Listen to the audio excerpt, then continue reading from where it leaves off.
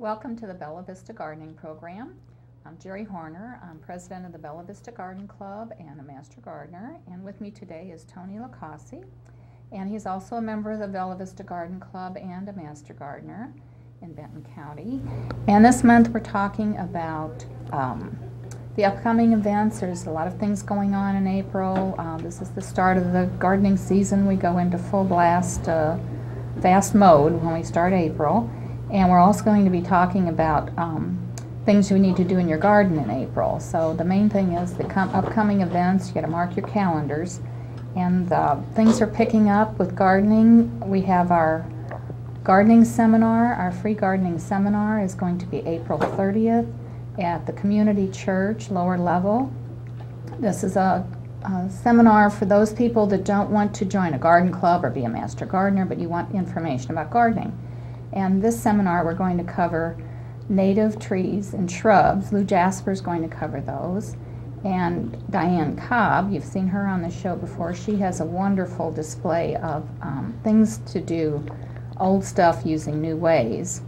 And then Toni LiCausi is going to be talking about gardening the natural way, soil health, and bed preparation. So we're going to have a wonderful seminar, and you can register by calling 876-5035. Like I said, it's a free seminar, but you do need to register, and we have gifts, we have handouts, we have master gardeners will be there to answer questions. I think rain barrels by Laura Lee will be there. They have rain barrels that they can show you how to set up and you can buy. And a larger venue this year.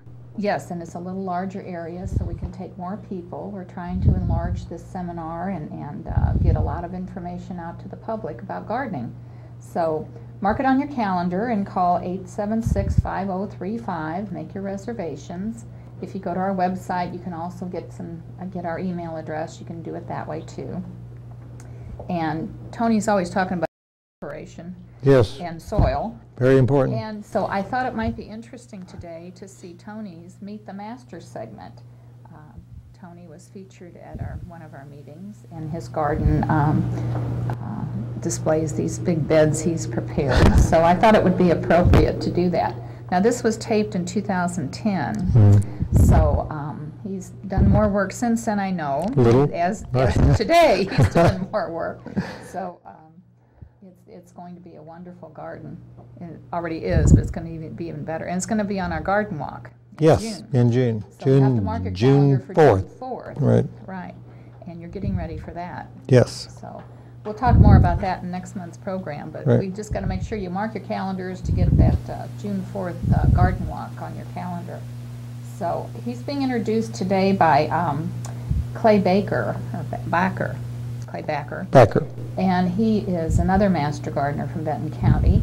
And also he's with Crystal Bridges now. Yes, he is now a member of the ground crew, so in management of the ground crew at Crystal Bridges now. And Crystal Bridges is going to be wonderful. So yes, yeah. Really anxious to see that open in November.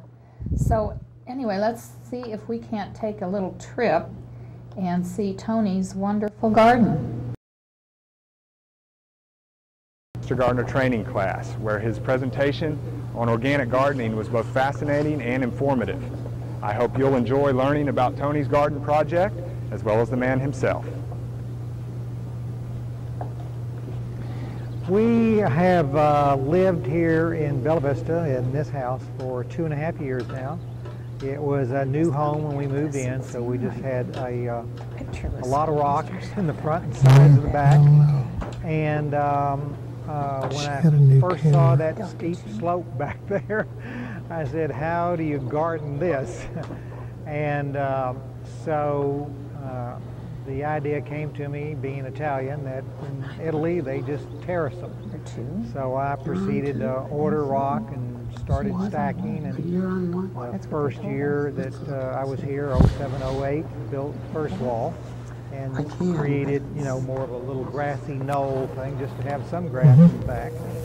And then last fall, just before winter set in, I finished that second tier that is now housing edibles and smellables. So I started planting it early this spring, matter of fact, March. And I'm a big believer in sustainable resources and a big believer in finding products as close to your home as you can get them. And this stone comes right out of northwest Arkansas here, just the other side of Van Buren, in Hackett, Arkansas. Obviously, this is an example of this construction project. Right. Huge undertaking for yourself. Can you tell me a little bit about the process? Well, the process was, when I first got here and I stood on that driveway and it just was straight down, and I wanted some grass in the back, and this is holding so much because it almost becomes like part of the foundation of the house. I had to go with, a big stone. So I laid out the shape myself, and I did the excavation and the leveling and the preparing of the soil with the crushed limestone for the walls. The stones on the bottom to about waist high, on those when I did, these are all dry stack, by the way. When I got to these height, I had a young man that was, he's a delivery boy. He, Monday through Friday delivers appliances, but he, to make extra money for his wife and kid, he'd help me on Saturday and Sunday move some of these bigger ones. Stones like this and this I have no problem with, but when you get to a stone like this, you get to a stone like this one down here, obviously that's, a lot of weight. Yeah, it's a lot of weight. And so, like I say, we dry stacked them, and he'd help me. But then all the fill work I did myself. I'd had the dirt delivered and then filled it all in myself. Well, my garden specialty is not a style as much as it is a method. And the method is to try not to use any neurotoxins. After World War II, we were sold on a lot of chemicals. And everybody in the world jumped on that bandwagon. And many have gotten off that bandwagon now. The gardens of Versailles still attract millions of visitors a year, and they're 100% organic. They went back to the way they've done it for 200 years. The largest pecan producer in the United States is organic. Your gardener of the year, your farmer of the year in Arkansas last year, 1,200 acres, 5 different grain crops, was 100% organic. I prefer to call it the natural way rather than using the O word, just doing things the natural way. And just, if you have healthy soil and you take a holistic approach, you have very few problems. I don't think there's any big secrets to gardening. I think it all starts with soil health. If you have healthy soil, I know I put this garden in back here, and we mixed sandy loam with 50-50 with Bentonville compost, and then I added to that Texas green sand, lava sand, and cornmeal, and then top dressed it with a big load from Miami of mushroom compost. So when I sent my soil test in from this 70 feet of garden back behind me, and I got it back, Mark Bray wrote at the bottom, he put a note on the bottom that says, if you have a plant that fails, it's not due to lack of fertility. So, that's really, I think, the key is soil health. What can I tell you about myself that you would never guess? Well, most people who know me in northwest Arkansas and usually see me digging in the dirt or backpacking and climbing mountains and shooting rapids or fishing or whatever in jeans and a dirty t-shirt would never know that at one time I was a fashion consultant to some of Dallas's most powerful career women, including in his run for the first time for the governor of the state of Texas, Laura Bush was brought to me for consul wardrobe consultation, and then Yeah, I had 5 of my own stores for 30 years, and but one store was a major store in Dallas. It was a good sized store. We had a crew of 15, and I had probably the highest paid floor staff in the city of Dallas at the time. Yeah, but anyway, that was my past life. I spent a lot of time in Italian suits and white shirts with French cuffs and Italian shoes. So, but don't have to do that anymore. 30 years was enough, thank you. Yeah, but most people would never figure that out.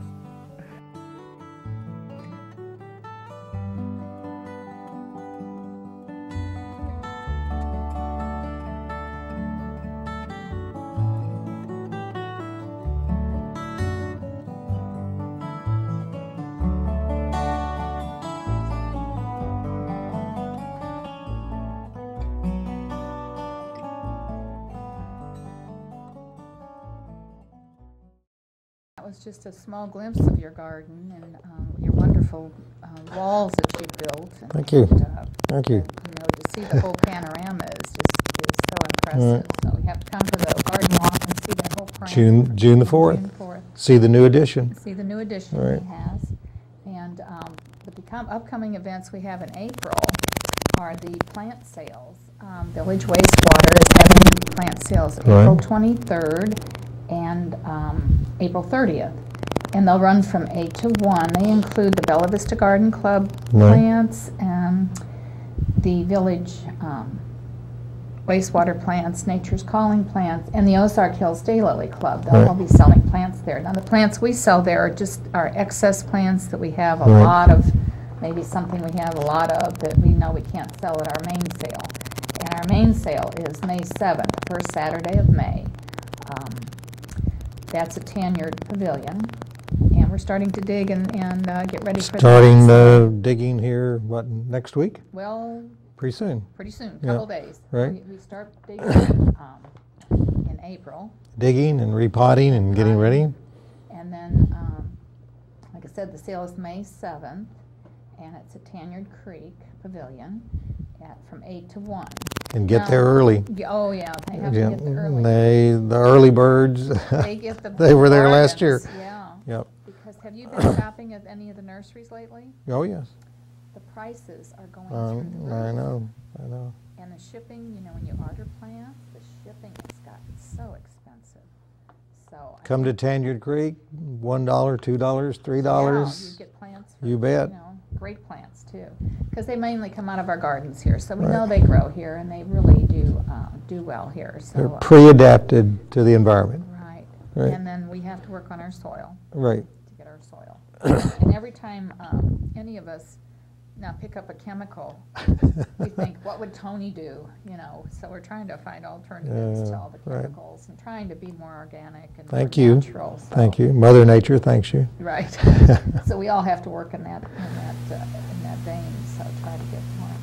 But you were the chairman of the plant sale last year. Right. And how was that? That was a great year. We moved a lot of merchandise. There's a lot of work. It is. You know, it is a lot of work getting ready. There's thousands of plants, and but we've got a lot of good volunteers, and you know, they make it happen really, Right. and a lot of donors. So if you don't have to be a member of the garden club or master gardeners to you know, if you have something that needs to be thinned in your garden that's taking over and spreading, if you'll give us a call. Yeah, we can. We and can take 'em off your hands. come I and hate help to you see- do some dividing. That's basically what we sell. And But I hate to see a plant thrown away. It just breaks my heart to throw a plant in the compost pile. the proceeds go to a good cause. You know, they mostly go to scholarships to people that are studying horticulture, and people in Bentonville with the Parks Department, and people with that work for Crystal Bridges, and people who work for Compton Gardens are beneficiaries of monies that they receive to help with their tuition to get them through horticultural schools. So This is our main fundraiser. this is the big Garden fundraiser, Club. right? Now, the same day, we have sales at Bentonville Garden Club. It's having their sale that Right. day, along with Peel mansion. They're having their Compton garden sale Right. today. So this is going to be a big plant sale day. Right. So, but all of those three are very, worthwhile causes. But like I said, this is our main plant sale. Our main fundraiser is our plant sale. I think Bentonville's main fundraiser is their Christmas luncheon and auction. So this is a side one for them. And Compton has several sales during the year. Yes. I think so. But make your rounds that day and try to get some wonderful plants. We all have kind of different plants. I don't think we're all competing against each other because all of our plant sales are a little bit different. But that's the first Saturday of May is the plant sale day. Right. And we also have some herbs, I think, this year. I think we'll have some herbs, but mainly the perennials. And sometimes we get things donated. Yep. The Dorothy Wallace Scholarship is supported with this. Right. Along with our other projects. We have all our other, it seems like, multitude of projects that we do over through the. Well, we just had a little technical glitch there, so we got our microphones figured out. So Right. anyway, we're back in business, and we're back talking about the plant sales. Yes. Now the Peel House and Compton Gardens mainly propagate things, and then they have some native plants, and ours are dug from Right. established gardens, basically. So there's differences for each venue. Exactly. So you have to, like I said, Tony, clean out your, what'd you say, clean out your trailer and truck, Right, your right, pickup yes. truck and- I said, so sweep out your trailer, clean out your pickup, empty the station wagon, and spend a day at plant shopping sales. the sales. Right. That's right. So you And, can fill up your garden. And wastewater has a lot of vegetable plants. They do. They have wonderful tomatoes. Wonderful tomatoes. Wonderful and, tomatoes. And shrubs, big shrubs. And shrubs. And trees. And hostas. They have a lot of Yep. hostas. We have some hostas. But and they we have a lot of perennials. We have a lot of perennials. And that we'll are a have little some- bit more mature and Right. adapted here. And we'll have Compton some Gardens has a Stellas. lot of new plantings. And we'll have. We're digging Stellas in a few days. Right. We'll be having a lot of Stella d'Oro daylilies that keep reblooming. And Those great are good prices ones. on ornamental grasses. Oh, yes. Oh, Right. yeah, we have grasses, too. And we had just taken grasses out of the cemetery building. We do the Bella Vista Memorial Garden Cemetery, and we take care of the garden around that little building. They have now a welcome building instead of a gazebo, and we just replanted everything there and put in new plants and mulch and worked that bed up. So we do have some grasses we Right. pulled out of there, so we have some great grasses. And the other thing coming up is the garden walk on June 4th. So you have to mark your calendar for that. How many homes on the tour this year? I think there's 7. I mean, this is going to be a full day. I think we have 7 gardens and then 2 nurseries. We have the Village Landscape and Garden, and we have From the Ground Up. And they're also going to be having events there. So charge your camera batteries Right. on June the 3rd. Right, because they'll have wonderful gardens to see. Right. I always go to these gardens and kind of steal ideas, Oh, so you of don't course. have to reinvent Hey, the wheel. It's so. fair game. That's right. And gardeners love to share their gardens. Absolutely. They really do. And they love to share their plants, so that's one of the reasons we get so many plants in our plant sale. And also the Master Gardener Hotline is up and running again this year. The hotline runs Monday, Wednesday, Friday from 9 to 12 and from 1 to 4. So if you have a question that you can't find an answer to or whatever and you need some help, just call the extension office at 271-1060 and you can talk to a Master Gardener and they'll be able to answer your question. If they don't have the question right at their fingertips, they can call you back or mail you information. Now, we also have Master Gardeners available at our seminar on April 30th, and there will be Master Gardeners at our plant sale on May 7th. So we always have a Master Gardener table at our plant sale, and they will answer questions about the plant you're buying and how to treat them and so forth. So Master Gardeners are an integral part of gardening in this area. They're just a wonderful organization. They love to share their knowledge. But the things we need to do for April, I hope we have some time to get all these things in. There's an awful lot to do in April because the first thing you have to do April 1st is when I put my hummingbird feeders out. And I don't know when they're going to show up this year. I have had them as early as April 1st and as late as April 13th or 15th. So I get the hummingbird feeders out on April 1st, as long as it doesn't freeze, and we don't know when that last freeze is going to be. But your feeders should be filled with sugar water, and it's apportioned 4 parts of water to 1 part sugar. And you don't want to go any stronger than that with the sugar. So 4 parts water, 1 part sugar, and I bring that to a boil and put those in the feeders. If I have any extra, I leave it in the refrigerator and keep it. It'll keep there for a long time.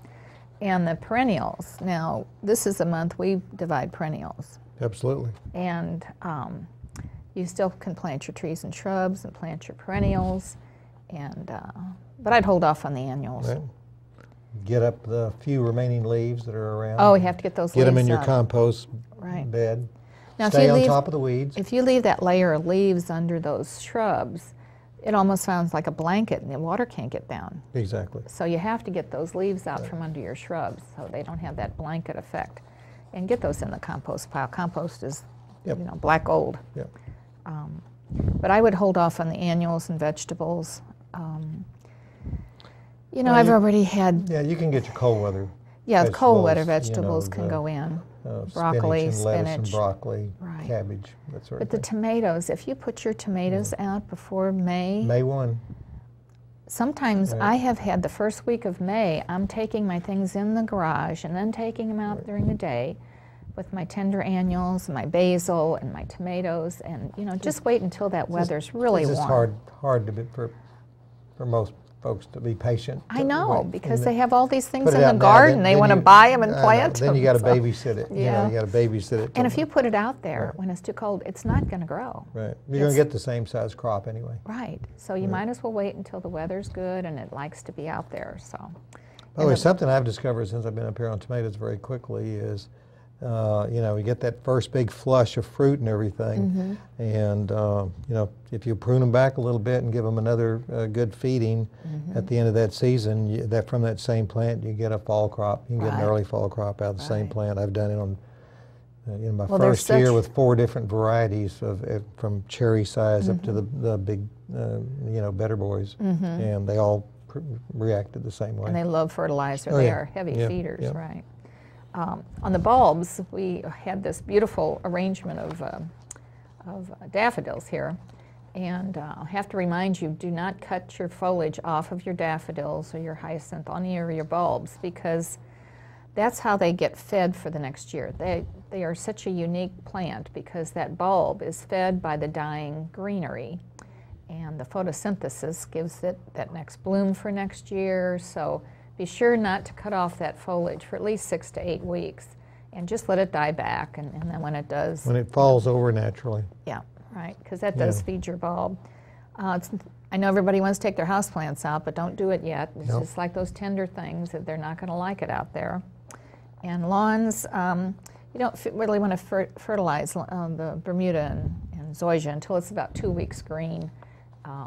You know, then it'll have time to absorb Right. that fertilizer. Now, Right. what do you use for fertilizer on your lawn? The fertilizer that I use is a Bradfield product that is, it's alfalfa based for nitrogen, and then it has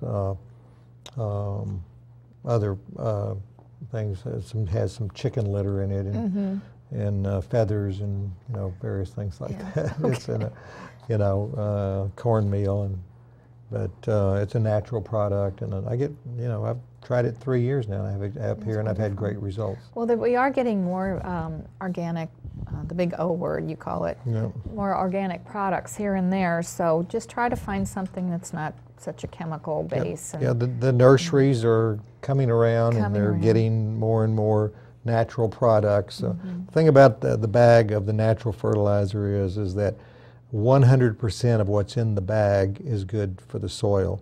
Right. It's not just 3 chemical products of nitrogen, you know, potassium and phosphorus, and you know, which is 10-10-10, and the other 70% is inert ingredients. Right, just junk. It's 100% of what's in the bag Right. is beneficial to the soil and the plant. Yeah. So, well, I guess it's going to be a busy month. Very busy month. You know, April is the busy month in in the year. But it beats sitting indoors. It does. It does. It was snow on the ground. And for more information, you can go to our website, bellavistagardenclub.com, and we have a lot of information there. We have a link.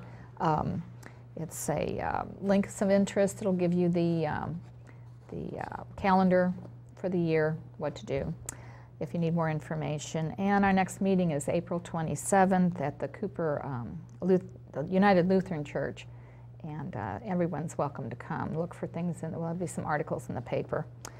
And be sure to mark your calendar for the 3 events. You got April 30th is the free gardening seminar. You have to just register. And the plant sales will be starting, and then the garden walk on June 4th. So, well, Toni, I thank you again. We're always interested in having information on gardening the natural way. It's always just a pleasure such being a here. wonderful way to garden. Thank you. And your garden is just the perfect example of that. Thank you. You've done such a wonderful job with it. It works. It does work. And you were saying the gardens of Versailles, you know, are all natural. Yep. You know, organic. Right.